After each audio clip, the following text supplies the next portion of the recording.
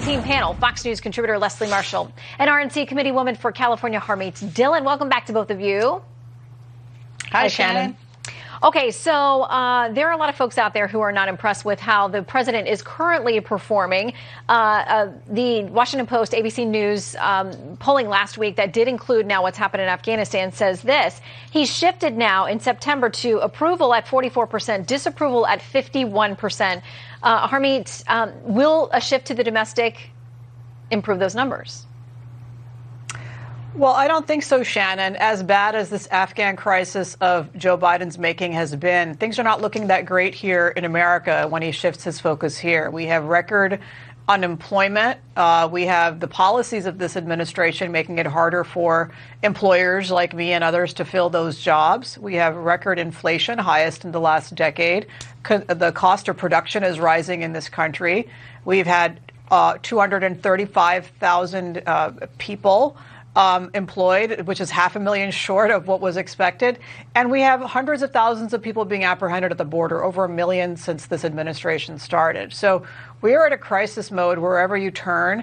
And I don't think that focusing on those is going to make Americans who are either desperate to fill jobs, trying to find a job, trying to pay for gas, going to make them feel any better with this bad situation in our country. And as part of that is this $3.5 trillion spending bill that's going to be pushed through. The Wall Street Journal notes that will not be easy for him to get done. It says to move forward with his agenda, the president will need to navigate tripwires in a narrowly divided Congress. Senator Joe Manchin, an influential moderate vote, he's a Democrat, has injected fresh uncertainty into the future of the Democrats' $3.5 trillion spending plan with calls for a timeout on the effort. And Leslie, more reporting tonight that he's not willing to go anywhere near that number.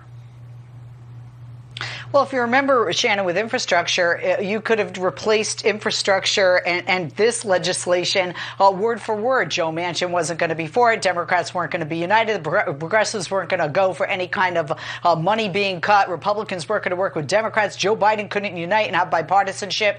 And that all did happen. And I'm actually confident it will this time. Remember, whatever number you start with, and I don't care if it's a Democrat or Republican or what piece of legislation, is not where you end. And that's why they have a negotiation. And that's why they usually start higher. You ask for you aim for the moon to get a few stars or vice versa. And that's what I think will happen here. And that's one thing and one of the strengths of the president, that he is able to unite the both parties to be able to work together. And I think that he can do that because he's done.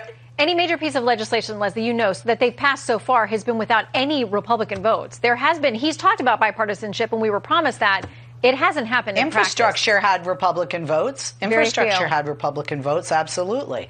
Well, you know what? Now, in this divided climate, one is certainly one more than you have, but you didn't have one more. You had over a dozen Republicans that were on board with this, and so I don't. And certainly Joe Manchin. Look, some people may feel that that D isn't as big on his blue cape, but he is a Democrat. He does want what's best for the party, best for the people. And by the way, the people in his constituency, in his state of West Virginia, actually are thumbs up on this. If you look at the polls, I mean, they do like him, and Harmeet, in a lot of ways it's because he pushes back. But listen, you've got the left of the Democratic Party saying we need to go even further. Here's Senator Amy Klobuchar, who, by the way, wants Justice Stephen Breyer to retire. And there are a number of Democrats who want the court packed. They don't like these latest decisions coming from them, specifically with the Texas abortion law, which wasn't a decision on the merits, but was a procedural decision. She says this: my solution, which is my solution to voting rights and so many other things, including climate change, where one side of the country is in flames, the other side of the country is flooded, with people submerged in their cars. I believe we should abolish the filibuster. She says that's how they're going to solve all these issues on measures that President Biden can't currently get moving. Harmeet? That's magical thinking on the part of Klobuchar. I don't know what she's thinking, that any type of legislation is going to be able to change the climate or accomplish anything in our lifetimes.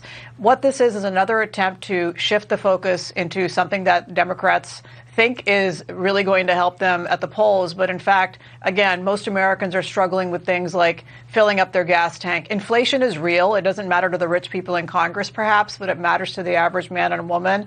And so I think that, Joe Manchin isn't doing anything out of principle here. He's doing what he does, and he's expressing his doubts because he knows exactly how the people at home are going to vote against him if he goes too far with this radical agenda, which is out of step with much of America. And so, again, I think the Democrats who are leading their party down a very dangerous path, and the polls are looking pretty good for Republicans in the midterms as a result of that. If they were smart, and if I were advising Democrats, I would advise them to pump the brakes on this radical agenda and focusing on fixing what's wrong with America right now in the wake of COVID as we try to recover, not making things worse and dividing us more, which is the type of rhetoric that we're hearing out of Congress. Yeah, and very quickly, before they get to any of that domestic agenda, we do still have this issue in Afghanistan of people who've been left behind, which the White House admits there are Americans still there in Afghanistan.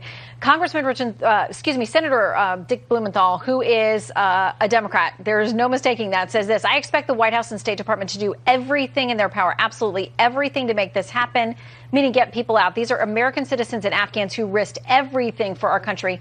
We cannot leave them behind. Leslie, you know there are a number of Democrats who are raising this issue loudly and regularly with this White House. A quick final comment from you on that.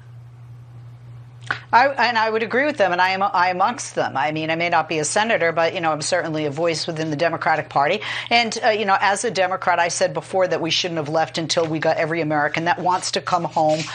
I have spoken to family members that are Americans that want to stay in Afghanistan until their family members who are not Americans are able to come home, and they may not have assisted us, for example, as others had in Afghanistan. But now that we have left, absolutely, that needs to be a priority. But this and every administration can and should be able to walk and chew gum at the same time. We've got a lot on our plates, not just getting those people home, which certainly is a priority, but COVID and getting those ICUs down is a priority. Hurricane and getting, energy back and electricity back to places in Louisiana and in the Northeast that have been hit hard by these storms or fires in California.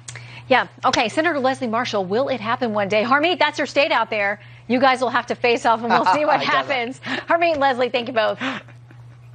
Thanks, Shannon.